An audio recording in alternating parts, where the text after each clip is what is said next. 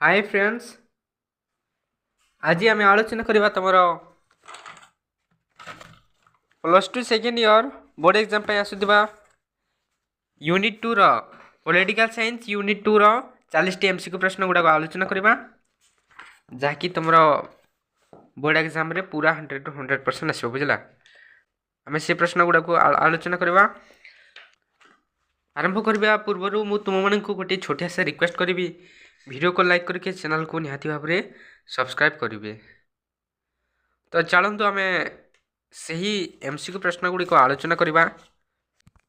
तो देख पिला माने तुम प्रथम प्रश्न देछि आम संविधान रो केउठारी फेडरल शब्द व्यवहृत होई अछि ना ऑप्शन देख समस्ते कमेंट आंसर कहबो पिला माने एवं निज संग मानक सहित शेयर करबा वीडियो को शेष पर्यंत देखिबो। तो ऑप्शन देख मुखबंध भाग एक्साई धारा 356 कौन से भी नुहे। तो केउटी हम तुम एक नंबर प्रश्न उत्तर हो कौन से भी नुहे। आम फेडरल शब्द मुखबंध रे भी व्यवहृत होना कि भाग एक्साई भी व्यवहृत होना 11 भी ना धारा 356 व्यवहृत होना। तो ये कौन से भी नुहे। नेक्स्ट प्रश्न देख भारत को अर्धसंघीय राष्ट्रपति किए कहते ना GN जोशी, JP सुद्धा, KC व्यास, BR आम्बेडकर। किए भारत को अर्धसंघीय राष्ट्रपति किए कहते KC व्यास पिला माने बुझेला। KC व्यास भारत को गोटे अर्धसंघीय राष्ट्र बोली वर्णना करिसंती। समस्ते ही एमसीक्यू प्रश्न गुड़िक भल से बुझिके मन रखिबो। एटा तुम बोर्ड एग्जाम रे निहाती भाव में आसीबो। तो 3 नंबर प्रश्न देख भारत संविधान रो केउ धारा अंतःराज्य विवाद संपर्क रे कहिछि ना धारा 270, धारा 285, धारा 263, धारा 262 केउटी ना तुम 3 नंबर प्रश्न आंसर हेबो धारा 263। धारा 263 हेजिबो। ता परवर्ती प्रश्न देख क्यों संविधान संशोधन आईन भारत रे ग्रामांचल स्थानीय स्वायत्त शासन को संवैधानिक स्थिति प्रदान करिथिला ना 74तम, 82तम, 73तम, 76तम। तुमर उत्तर हेजिबो 73तम पिला माने 73तम संविधान संशोधन आईन भारत रे ग्रामांचल स्थानीय स्वायत्त शासन को संवैधानिक स्थिति प्रदान करिथिला। तो 5 नंबर प्रश्न देख पंचायती राज व्यवस्था रे केउटी सर्वनिम्न संगठन अटे ना वार्ड। केउटी देख सर्वनिम्न संगठन कहिछि केउटा हम ना वार्ड, ग्राम सभा, ग्राम पंचायत, जिला परिषद। केउटी हम पिला माने तुमर 5 नंबर प्रश्न उत्तर हेजिबो वार्ड। वार्ड सबुठारु छोट सर्वनिम्न संगठन अटे। परवर्ती प्रश्न देख महानगर निगम रे किए सभापतित्व करती ना स्थानीय सांसद, म्युनिसिपल कमिशन, कार्यनिर्वाही अधिकारी, मेयर। किए तुम महानगर निगम रे मेयर जी की सभापतित्व करती।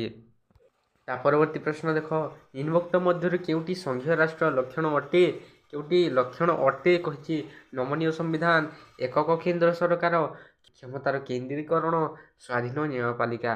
केउटी तुम 7 नंबर हो स्वाधीन न्यायपालिका। भल से बुझिक मन रख। वीडियो को लाइक की चैनल को सब्सक्राइब करो।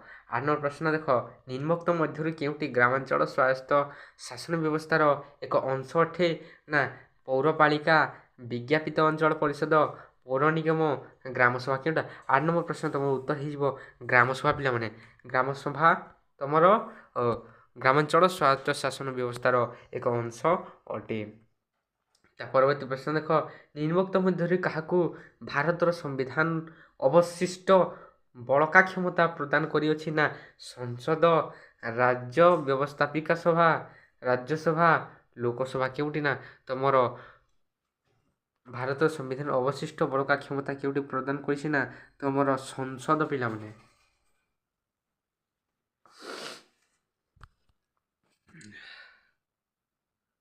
संसद तुमर राज्य को अवशिष्ट बड़ा क्षमता प्रदान करिछि। 10 नंबर प्रश्न देख पौर निगम राजनैतिक मुख्य किए। पौर निगम राजनैतिक मुख्य किए ना अध्यक्ष महोदय, अध्यक्ष, उपाध्यक्ष, मेयर, चेयरमैन। किए ना तुमर मेयर पिला माने एटा भी हेजिबो मेयर। ତା ପରବର୍ତ୍ତୀ ପ୍ରଶ୍ନ ଦେଖ ଭାରତୀୟ ସମ୍ବିଧାନର କେଉଁ ଧାରା ଗ୍ରାମ ପଞ୍ଚାୟତର ସଂଗଠନ ପାଇଁ ମତ ପ୍ରଦାନ କରିଅଛି ନା ଧାରା 38, ଧାରା 39, ଧାରା 40, ଧାରା 41। ତମର ଭାରତୀୟ ସମ୍ବିଧାନର ଧାରା କେତେ ହେଇଯିବ ନା ଧାରା 40 ହେଇଯିବ ପିଲାମାନେ। ଧାରା 40 କ'ଣ ଅଛି ନା ଗ୍ରାମ ପଞ୍ଚାୟତର ସଂଗଠନ ପାଇଁ ମତ ପ୍ରଦାନ କରିଛି। ତା ପରବର୍ତ୍ତୀ ପ୍ରଶ୍ନ ଦେଖ ନିମ୍ନୋକ୍ତ ମଧ୍ୟରେ କେଉଁଟି ସଂଘୀୟ ରାଷ୍ଟ୍ରର ଲକ୍ଷଣ ଅଟେ ନା ନମନୀୟ ସମ୍ବିଧାନ, ଏକକ କେନ୍ଦ୍ର ସରକାର, କ୍ଷମତାର ବିକେନ୍ଦ୍ରୀକରଣ, ସ୍ୱାଧୀନ ନ୍ୟାୟପାଳିକା। କେଉଁଟି ନା ତ 12 ନମ୍ବର ପ୍ରଶ୍ନ ଉତ୍ତର ହେଇଯିବ ସ୍ୱାଧୀନ ନ୍ୟାୟପାଳିକା। ବୁଝିଲା 12 ନମ୍ବର ସ୍ୱାଧୀନ ନ୍ୟାୟପାଳିକା। ତା ପରବର୍ତ୍ତୀ ପ୍ରଶ୍ନ ଦେଖ ନିମ୍ନୋକ୍ତ ମଧ୍ୟରେ କେଉଁଟି ଗ୍ରାମାଞ୍ଚଳ ସ୍ୱାୟତ୍ତ ଶାସନ ବ୍ୟବସ୍ଥାର ଏକ ଅଂଶ ନୁହେଁ କହିଛି। ତ କେଉଁଟା ଗ୍ରାମାଞ୍ଚଳ ସ୍ୱାୟତ୍ତ ଶାସନର ବ୍ୟବସ୍ଥାର କେଉଁଟା ନା ଗ୍ରାମସଭା, ପୌରପାଳିକା, ପଞ୍ଚାୟତ ସମିତି, ଗ୍ରାମ ପଞ୍ଚାୟତ। କେଉଁଟା ନା ତୁମର ଉତ୍ତର ହେଇଯିବ ପୌରପାଳିକା ପିଲାମାନେ। ବୁଝିଲା 13 ନମ୍ବରର ପୌରପାଳିକା ହେଇଯିବ ଉତ୍ତର। ତା ପରବର୍ତ୍ତୀ ପ୍ରଶ୍ନ ଦେଖ ନିମ୍ନୋକ୍ତ ମଧ୍ୟରୁ କେଉଁଟି ସହରାଞ୍ଚଳ ସ୍ୱାୟତ୍ତ ଶାସନ ବ୍ୟବସ୍ଥାର ଏକ ଅଂଶ ନୁହେଁ ନା ପୌର ନିଗମ, ପୌରପାଳିକା, ଜିଲ୍ଲା ପରିଷଦ, ବିଜ୍ଞାପିତ ଅଞ୍ଚଳ ପରିଷଦ। କ'ଣ କହିଛି ପ୍ରଶ୍ନ ଥରେ ଦେଖ ନିମ୍ନୋକ୍ତ ମଧ୍ୟରେ କେଉଁଟି ସହରାଞ୍ଚଳ ସ୍ୱାୟତ୍ତ ଶାସନ ବ୍ୟବସ୍ଥାର ଏକ ଅଂଶ ନୁହେଁ। ସହରାଞ୍ଚଳ କେଉଁଟା ନା ବିଜ୍ଞାପିତ ଅଞ୍ଚଳ ପରିଷଦ ହେଇଯିବ ତୁମର କରେକ୍ଟ ଆନ୍ସର 14 ନମ୍ବର। ବୁଝିଲା ତା ପରବର୍ତ୍ତୀ ପ୍ରଶ୍ନ ଦେଖ ସମ୍ବିଧାନରୁ କେଉଁ ଧାରା ଭାରତକୁ ରାଜ୍ୟମାନଙ୍କର ଏକ ସଂଘ ରୂପେ ବର୍ଣ୍ଣନା କରିଛି। କେଉଁ ଧାରା ଭାରତକୁ ରାଜ୍ୟମାନଙ୍କର ଏକ ସଂଘ ଧାରା 14, ଧାରା 19, ଧାରା 1, ଧାରା 32। କେତେ ସହଜ ପ୍ରଶ୍ନ ଦେଇଛି ପିଲାମାନେ ଦେଖ ତୁମର ବହିର ଆରମ୍ଭରେ ଦେଇଛି ମାନେ ଧାରା 1। ତା ପରବର୍ତ୍ତୀ ପ୍ରଶ୍ନ ଦେଖ ସମ୍ବିଧାନର କେଉଁ ଧାରା ଅନୁସାରେ ରାଜ୍ୟରେ ରାଷ୍ଟ୍ରପତି ଶାସନ ଜାରି କରାଯାଇପାରିବ ନା ଧାରା 352, ଧାରା 356, ଧାରା 360, ଧାରା 370। କେଉଁଟା ତୁମ 16 ନମ୍ବର ପ୍ରଶ୍ନ ହେଇଯିବ ଧାରା 356। ତା ପରବର୍ତ୍ତୀ ପ୍ରଶ୍ନ ଦେଖ ସଂଘୀୟ ରାଷ୍ଟ୍ରରେ କ୍ଷମତାର ବଣ୍ଟନ ହୋଇଥାଏ। ସଂଘୀୟ ରାଷ୍ଟ୍ରରେ କ୍ଷମତାର ବଣ୍ଟନ ହୋଇଥାଏ ବ୍ୟବସ୍ଥାପିକ ସଭା ଓ କାର୍ଯ୍ୟପାଳିକା ମଧ୍ୟରେ, ବ୍ୟବସ୍ଥାପକ ସଭାର ଦୁଇ ଗୃହ ମଧ୍ୟରେ, କେନ୍ଦ୍ର ଓ ରାଜ୍ୟ ସରକାରଙ୍କ ମଧ୍ୟରେ, ସ୍ଥାନୀୟ ସ୍ୱାୟତ୍ତ ଶାସନ ସଂସ୍ଥାମାନଙ୍କ ମଧ୍ୟରେ। କେଉଁଟା ତୁମର କେନ୍ଦ୍ର ଓ ରାଜ୍ୟ ସରକାରଙ୍କ ମଧ୍ୟରେ 17 ନମ୍ବରର କେନ୍ଦ୍ର ଓ ରାଜ୍ୟ ସରକାରଙ୍କ ମଧ୍ୟରେ। ତା ପରବର୍ତ୍ତୀ ପ୍ରଶ୍ନ ଦେଖ ଜିଲ୍ଲା ପରିଷଦର ବୈଠକ ଗୁଡ଼ିକରେ କିଏ ଅଧ୍ୟକ୍ଷତା କରନ୍ତି ନା ଜିଲ୍ଲାପାଳ, ମେୟର, ନିର୍ବାଚିତ ଅଧ୍ୟକ୍ଷ, କାଉନସିଲର। କିଏ ଜିଲ୍ଲା ପରିଷଦ ବୈଠକ ଗୁଡ଼ିକରେ କିଏ ଅଧ୍ୟକ୍ଷତା କରିଥାନ୍ତି ନା ତୁମର ନିର୍ବାଚିତ ଅଧ୍ୟକ୍ଷ କରିଥାନ୍ତି।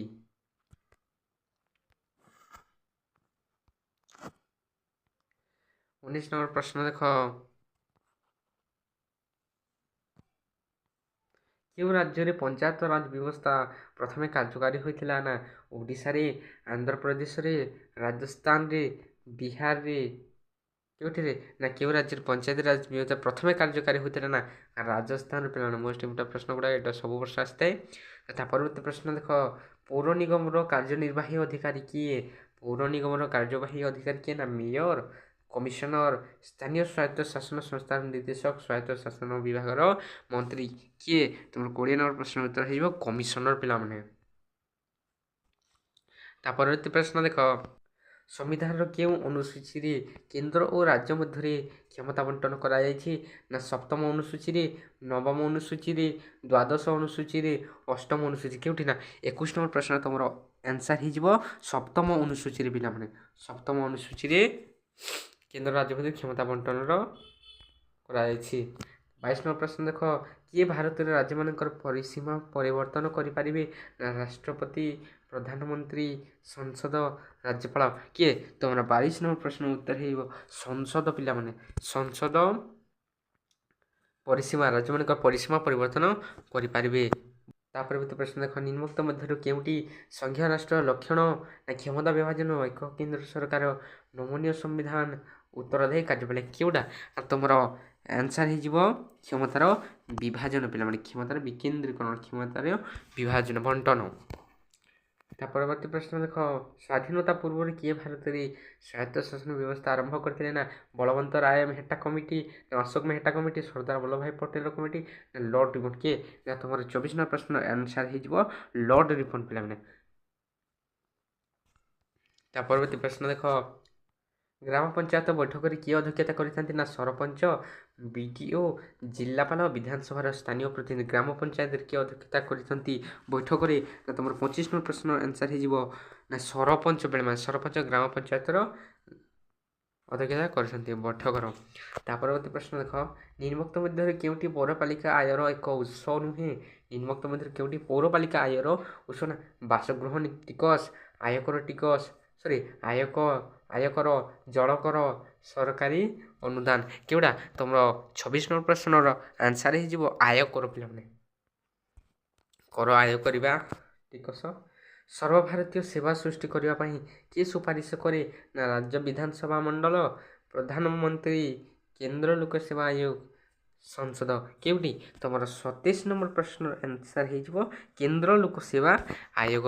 କେନ୍ଦ୍ର ଲୋକସେବା ଆୟୋଗ ସୁପାରିଶ କରିଥାଏ। ତା ପରବର୍ତ୍ତୀ ପ୍ରଶ୍ନ ଦେଖ 28 ନମ୍ବର ପ୍ରଶ୍ନ ଭାରତରେ ଅବଶିଷ୍ଟ କ୍ଷମତା ଭକ୍ତ ବିଷୟରେ କିଏ ଆଇନ ପ୍ରଣୟନ କରିପାରିବେ?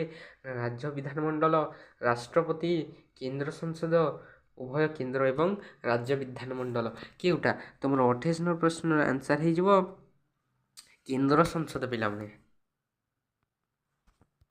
ତା ପରବର୍ତ୍ତୀ ପ୍ରଶ୍ନ ଦେଖ ଆମ ସମ୍ବିଧାନର କେଉଁ ଧାରା ଆମ ସମ୍ବିଧାନର କେଉଁ ଧାରା ଅନ୍ତଃରାଜ୍ୟ ନଦୀ ଜଳ ବଣ୍ଟନ ବ୍ୟବସ୍ଥା ସମ୍ପର୍କିତ ନା ଧାରା 241, ଧାରା 260, ଧାରା 262, 269। କେଉଁଟା 29 ନମ୍ବର ପ୍ରଶ୍ନ ହେଇଯିବ ଧାରା 262ଟି ଅନ୍ତଃରାଜ୍ୟ ନଦୀ ଜଳ ବଣ୍ଟନର କରିଥାଏ। 30 ନମ୍ବର ପ୍ରଶ୍ନ ଦେଖ ଅର୍ଥ ଆୟୋଗର କାର୍ଯ୍ୟକାଳ କେତେ ବର୍ଷ ନା 3 ବର୍ଷ, 4 ବର୍ଷ, 5 ବର୍ଷ, 7 ବର୍ଷ। ତମ 30 ନମ୍ବର ପ୍ରଶ୍ନର ଉତ୍ତର ହେଇଯିବ 5 ବର୍ଷ। ଅର୍ଥ ଆୟୋଗର କାଳ ସମୟ ହେଉଛି 5 ବର୍ଷ। ତା ପରବର୍ତ୍ତୀ ପ୍ରଶ୍ନ ଦେଖ କେଉଁ ଆଦର୍ଶ ଭାରତରେ ସ୍ଥାନୀୟ ଶାସନ ସଂଗଠନକୁ ପ୍ରଭାବିତ କରିଛି ନା ସମାଜବାଦ, ଗାନ୍ଧୀବାଦ, ମାର୍କ୍ସବାଦ, ଉଦାରବାଦ। କେଉଁଠି ନା 31 ନମ୍ବର ପ୍ରଶ୍ନର ଉତ୍ତର ହେଇଯିବ ଗାନ୍ଧୀବାଦ ପିଲାମାନେ। ତା ପରବର୍ତ୍ତୀ ପ୍ରଶ୍ନ ଦେଖ